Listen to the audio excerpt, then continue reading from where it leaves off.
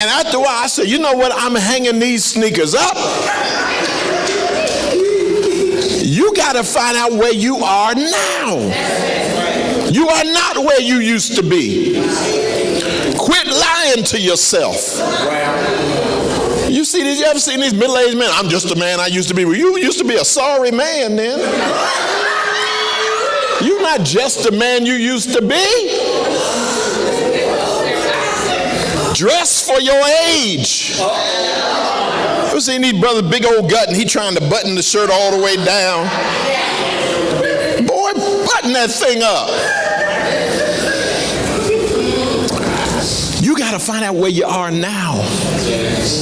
With different seasons, you have to make different adjustments in order to run your race effectively. Don't get distracted. Let the other people who do what they do, let them do it. Don't spend your time comparing. Right. If you're more anointed in some area than I am, I'm not going to try to match your anointing. I don't have that. So I'm going to bless you while you do you. Because it doesn't take anything away from me for you to be anointed. You go on and do you. Come on. We got to learn that as we get older. Cheer on the young folk coming behind us, because there's no success without successors. So let them come on along. And don't, have you seen these Christians that just hate on the young folk? Oh, these young people just going to hell. They're not going to hell. They're just young. Just because they're young and cute, you used to be. Come on, somebody. You ever seen these mothers mad on the little girls just wearing these little short skirts? You used to wear them. Leave her alone. Right. She saving a size 4, you saving an 18, same thing. Just leave her alone. Let her do her. Don't get mad at her because she cute. You used to be. Come on, somebody, I'm trying to help you now. Make the adjustment.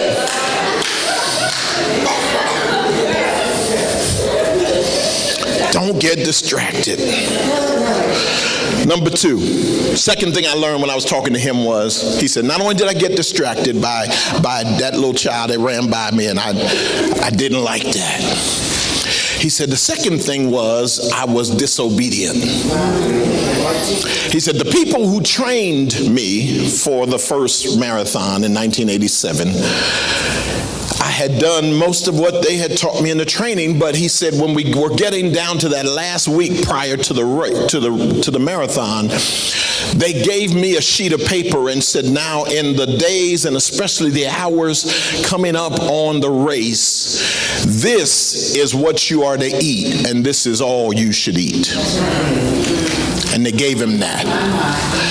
And he said, and when the day before and what have you came, I looked at it, but I asked myself, well, why should I just eat this? I got some other stuff I'd rather eat. And he said, so I ignored what they said to eat as the race approached, and I knew I ate well. I always had a good diet, so I figured I would just eat what I wanted. Little did he know that they said this is what you're to eat and this is all you are to eat for a very specific purpose. And he said, I found out during the race what it was about. He said, I was running that first time in 87. I got to mile 3, fine. 4, fine. 5, fine. 6, 7, I'm still doing well. 8, 9, I'm doing all right because I got 26.2. He said, I'm doing all right. I'm already labored. I'm labored in my breathing because I was trying to run with that little thin child. So I'm tighter than I should be, but I've still made it. He said up around mile 9, I'm breathing heavy, but I think I can make it. He said, but when I got to mile 10, he said, a call came.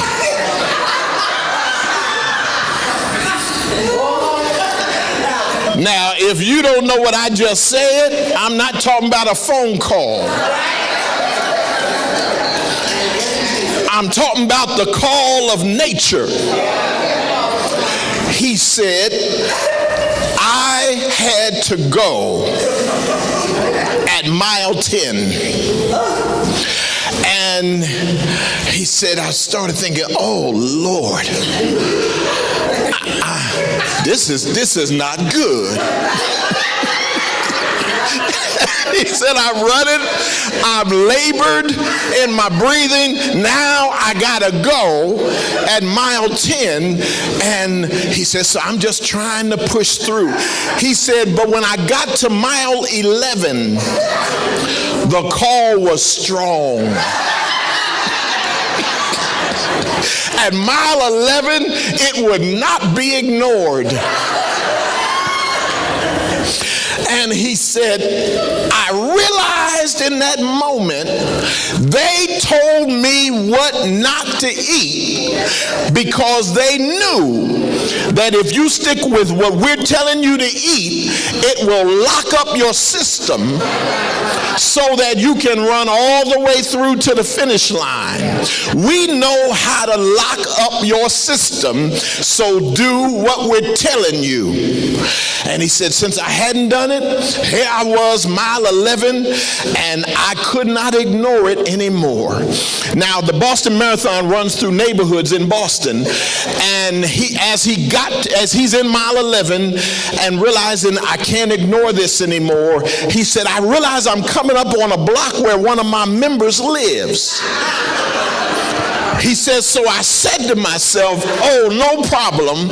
I'll just run down her street, go to her house, handle this, and then I'll get back in the race. So he said, that's what I did. I ran down her street, knocked on her door, and she came to the door and said, Pastor, oh my goodness. He said, can I use your bathroom? She said, absolutely, come on in. He said, I went and ran into her bathroom and I took care of it. He said, and I got up, washed my hands, and I started walking out, said to her, oh, thanks, sis. And she said, all right, Pastor, go ahead. He said, and as I'm walking down her stairs from her porch to get back on the street to go up to the route, he said, my legs said to me, if you think we're still in this race, you got another thought coming. This thing is done. We are through. Don't even think about getting back up there and trying. He said, my legs were just so shot.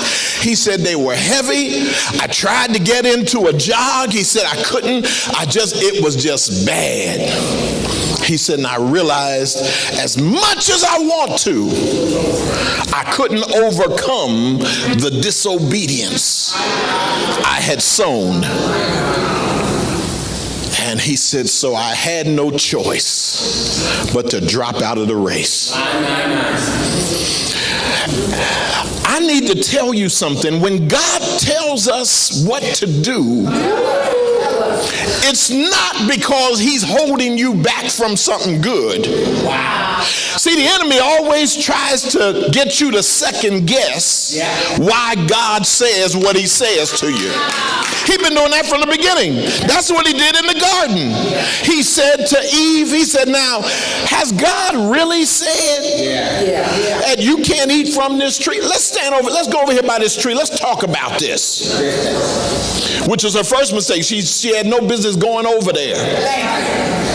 But she's over there letting the devil talk to her about something God said to leave alone. And then what he does, he repackages what God says. Has God really said you can't eat from this tree? He said the truth is, if you eat from it, you'll be like him. And he's trying to hold you back. You'll be like him, you'll become like him, you'll know good from evil, and you'll be on his level, and he's trying to hold you back, Eve. Don't let God do that to you. You are every woman. That's all in you.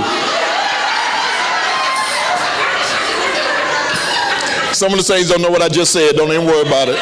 But some of y'all know exactly what I just said. Chaka Khan, and later on Whitney Houston.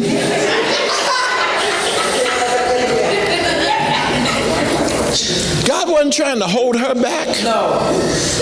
God was trying to bless her by saying, eat from every other tree in the garden, just leave this one alone. God knows what he's doing in your life. Disobedience never pays. It always costs. When the Lord tells you to leave something or someone alone, he's not messing with you. He's blessing you. You in the gym working out, somebody comes by looking at you, winking. That's not a blessing. That's a distraction. That's trying to lead you to disobedience. Leave him alone. Let him go do his little workout. You do yours. And so disobedience costs in the kingdom of God. It's not a matter of will God forgive? Absolutely, he forgives. Sometimes he forgives you, but something he had for you, you have now created a circumstance that's far more difficult than it had to be.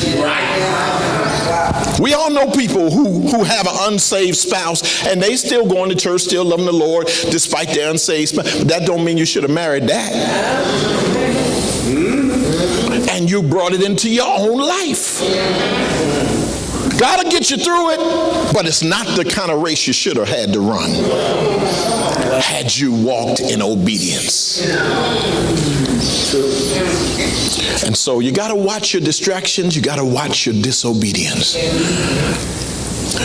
The third thing, as he talked, he said, I didn't realize in 87 how important having companionship, partnership would be in winning my race.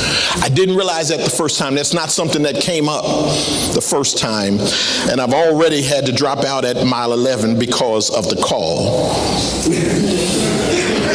So I never got far enough to find out that there was a third needed thing, because I'm now out of the race. He said, but 5 years later, I got up, told the church, saints, y'all know that in 87 I ran and I didn't complete it. And I've decided, I'm 5 years older and all now, but I still have it in my heart. I want to complete the Boston Marathon. So although I'm older, I'm going to go ahead and enter it again this year, 92. He said the saints broke out in applause. Yeah, praise God. All that. And so after service, he said, one of the sisters came to me, said, oh, Pastor, I'm so proud, so glad to hear that. She said, now you know I'm a marathoner. And he did. He was aware that in his church was this sister who was a seasoned marathoner. She said, and you know that I run it every other year. She said, and this year is not my year to run. She said, but if you don't mind, I would like to help you win your race. So the first point is distractions. The second is disobedience. Called the third one, destiny connections. Destiny connections. She says to him, Pastor, I'm not running this year, but I'm so excited that you're going to get back in there, and I want to help you succeed this time. So I am going to be a partner with you. And he said, oh, sure, I appreciate whatever you want to do. She said, okay. She said, I've run it enough to know there are certain points in the race when you are going to need a burst of energy. She said, so I can about tell at what point you're going to need that. She said, so what I'm going to do is plant somebody at at the place along the sidelines that I think you're going to need some help. She said, you won't have to look out. You won't have to spend all these miles looking at the crowds on either side of the road. She said, just run your race. She said, I will tell them to look out for you. You don't have to look for them. They will find you. I hope somebody hears something. And she said, when they see you, they'll call your name. And all you got to do at that point is run in the direction of the voice that's calling your name. She said, they will hand you what I'm going to give them to hand you. And all you got to do is grab it and start eating and keep running. He said, all right, fine, I'll do that. She said, I'm going to plant two different people at two different points in the race that I think you're going to need them. She said, she said, just run your race. They'll find you. You don't have to find them. They'll call you. All you got to do is follow the call and take what they give you and keep going. He said, all right, I appreciate it. So 92, the race comes in. He's running the second time. He says, so I'm not getting distracted by anything. Those thin people are running by me, and it's all right, because I realize if I look at them, I'll get my focus messed up. He says, so they come by anybody who wanted to talk. I'm not talking. I'm just running. How you doing? And I'm going. We're not having a conversation because this is not fellowship time. Right. And he said, so I'm doing good. And I'm now at mile 10, where before the call came, he said, because I've done everything they told me to do, and I've eaten what they told me to eat and left off what they told me to leave off, he said there was no call at mile 10, no call at mile 11. I'm just running my race, having a good time. He said, my breathing is good because I haven't been distracted, not trying to catch up with anybody. He said, 12, I'm fine. 13, I'm fine. He said, but at mile 14, I started feeling a heaviness. I started feeling like, oh man, I'm feeling tired. I've lost my energy. Runners call it hitting the wall. If you ever hear them talk about I hit the wall, whether boxers or runners, different sports, they talk about hitting the wall, meaning you get to a place where it feels like I don't know if I can keep on going. And he said, I hit the wall at mile 14, and I'm running at mile 14, but I'm starting to ask myself, can I really do this? Because I'm at mile 14. I got 12.2 miles to go. And he said, just when I'm saying I don't know if I can make it, I heard, Pastor Thompson! He said, and I ran in the direction of the voice. And as I ran toward, I saw one of my members waving. He said, and as I approached, I saw that they had a half-peeled banana. And so when I ran by, they stuck the banana out. I grabbed it and said, go ahead, Pastor. And he said, as you're running, there are different water stops. You can always grab water and take a quick sip and what have you. He said, I'd been doing that. But now I got this banana. And so now I started eating the banana. I got rid of the peeling. And he said to me, man, let me tell you something. God was in that banana. He said, God was in that banana. He said it gave me a burst of energy, and which she knew the properties in a banana are exactly what a marathoner needs. The potassium was going to give you what you needed. And he said, I ran in the strength of that banana through mile 15, mile 16, mile 17. He said, but as I'm approaching mile 18, I started feeling what I felt miles back there. Oh man, I don't know. Oh, it's been good so far. I've gotten farther than I've ever gone before. I've never run 18 miles consecutively before, even in my training. He said I did, because they told you don't have to train for the distance all at once. Just how they build up your wind, you'll be able to do it. He said, but now I've run farther than I've ever run before. But now I've hit the wall again. And he said, I hit as I'm approaching mile marker 18, I'm saying, oh, I'm glad I gotten this far, but I don't know if I'm going to make it. He said, just then I heard, Pastor! He said, and I ran toward the voice, and I saw it wasn't just another member. It was the sister herself. My God. He said, and instead of her handing me the second banana, she had it half peeled, but instead of just handing it to me, she jumped out on the road. He said, and I saw she had her own race number. And as she handed me the banana, she started running with me. And she said to me, Pastor, you know this isn't my year to run it, but I'm so proud that you wanted to run it and finish this time that I figured rather than just station somebody, I would run the last 8.2 miles with you. She said, so I'm going to finish with you just to have the joy of seeing you complete this race. Wow. He said, and she's running and I'm eating this banana, and he said, now she's talking because, she can just talk all the way through to the finish.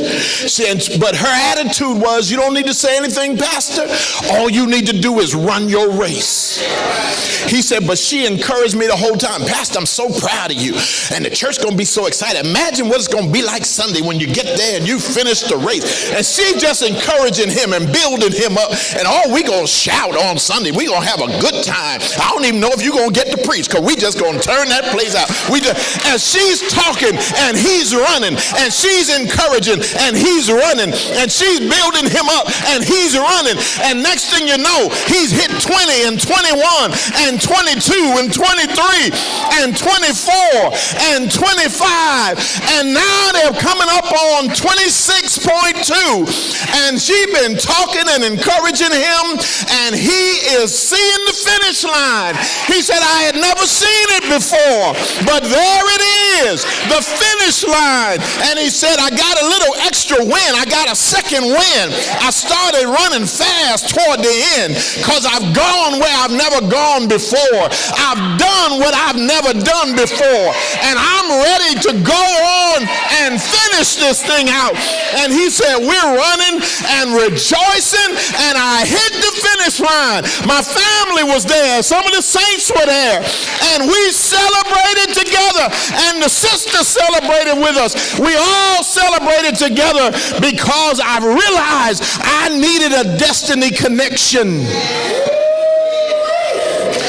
I came to tell somebody, your race is your own race, but that doesn't mean you're supposed to run alone. You're supposed to run with some folk who know the joys and the trials of the race. They're not running your race, but they'll help you run yours. And he said, that sister just talked me right on through. He said, I never again had the thought of being tired, because she talked and encouraged and built me up and told me, you don't have to talk. I'm not out here for you to minister to me. I'm out here to minister to you. You got to find the people in your life who don't need you to be strong for them, don't need you to always help them. They're not always calling for what they can get from you. You got to find the people who say, I'm just here to make sure you finish your race. And I want to tell somebody that God has people for you, and you got to run your race. And God's going to give you the victory. So find your destiny connections. They're in the family of God. They're right here. They're among you. Some of them go to other churches. Some of them go to your church. You got to find who it is. But their job is to help you get where God is taking you. And when you find folk and all they want to do is always pull from you, that's not a destiny connection for you. You're a connection for them maybe, but their job is to pull from you, which is all the more reason why you got to find the folk who feed into you. Because we all have people that we have to minister to. Some people are in your life to drain you. That's why they're there. And the only way you can be what they need is if you have a source that's filling you. Some of y'all don't know your fillers from your drainers. See, your fillers are the people, their job is to give you what you need. And you're going to spend it on the people that you're a resource for. Which is why you got to learn. Appreciate your fillers because they help you deal with your drainers. We all have drainers. You're supposed to have them. That's God's will. Some people, don't ask them to, you never do anything for me. They're not supposed to do anything for you. They're supposed to get everything you got. That's why even in parenting, your job is to so pour into them everything they need to know and get them to a certain point so they finally can make it on their own. You don't ask your kids to minister to you. Y'all ain't never done nothing for me. They ain't supposed to. Teach them to say thank you. That's about it. Give me a good thank you. On my birthday, give me a card. Father's Day, give me a Father's Day card, whatever that. You're not supposed to pay my bills, you my kids. That's right. But the only way that works is if I have people who come alongside me and they fill me with what I need. Make sure you deal properly with your distractions. Make sure you get rid of all disobedience. Make sure you identify and thank God for your destiny connections. And you will win your race. Let's stand together. Let me just say, I want to pray and then I'm turning it over for them to close the service. Let me just say, if you are one of those people who has been too independent for your own good, it's just me and Jesus. It's not supposed to be just you and Jesus. He baptized you by one Spirit into his body. That's what 1 Corinthians 12 says. The reason he baptized you into the body is because the body feeds each other. We help one another. You're not supposed to be a lone ranger. No. Even the Lone Ranger wasn't alone. That's right. Y'all remember that? He had Tonto with him. He wasn't riding up and down them hills by himself. Tonto was right there to help him. And you got to quit trying to be a Lone Ranger without a Tonto. A Batman without a Robin. Come on. You got to find the people. Let them speak into your life. Let them give you the encouragement. Sometimes they give you rebuke. Don't ask them to be your buddy all the time. Sometimes I got to love you enough to hurt you. Come on. Sometimes they have to love you enough to hurt you. You say, Pastor, where you get that? I got that from the Bible. Faithful are the wounds of a friend. Isn't that something? Faithful are he's going to faithfully hurt me? What's that about? That's because the wound comes to heal. See, not everybody with a sharp object is an enemy. Well, oh wow. An enemy wields a knife for your back, but a doctor wields a scalpel. Yeah. Scalpel is meant to do surgery. And you know it's a doctor because they give you anesthesia first. They're not trying to hurt you. They're going to cut you, but they're going to give you anesthesia. So your destiny connections don't just show up with the scalpel. they show up with the anesthesia. I'm going to put you to sleep, or put this section of your body to sleep, and then I'm going to cut you. But I'm not cutting to kill, I'm cutting to heal. Let your destiny connections do their whole job. Don't surround yourself with your fans. That's right. Fans will destroy you. Yes, they will. Surround yourself with friends who will encourage sometime and rebuke sometime. Let your friends tell you what other folk want to tell you, but they don't have the relationship. But a friend will usually start the anesthesia process with something like, you know I love you, right? You about to administer anesthesia. You know I love you. You know you're my dog, right? You know you're my dog. Nothing I wouldn't do for you. That's anesthesia. Now they getting ready to cut you real bad. But it's to heal. If you don't have people who know how to say tough things to you, you surrounded with the wrong people.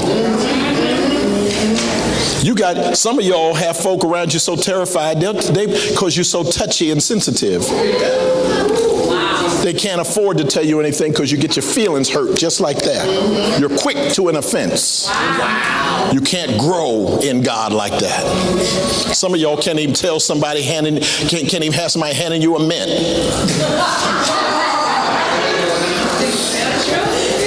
It's the truth.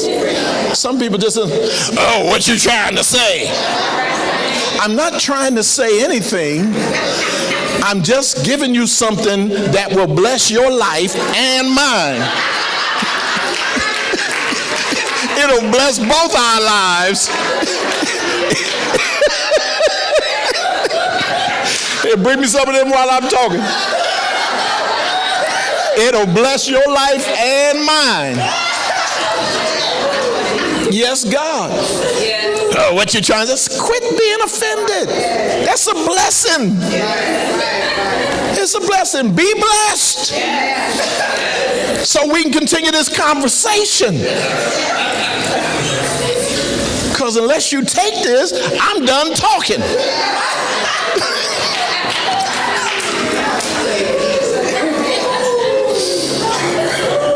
So let me tell you something.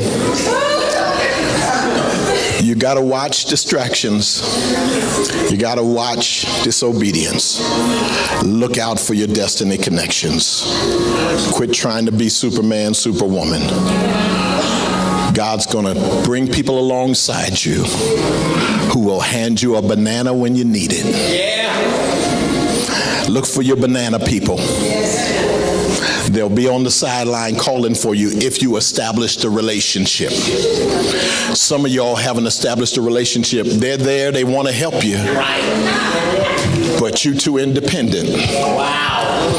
And you're about to tire out. Wow. Pull them into your inner space and say, when you see me tripping, say something to me. When you see me tiring, say something to me. When you see that I'm beyond irritable, say something.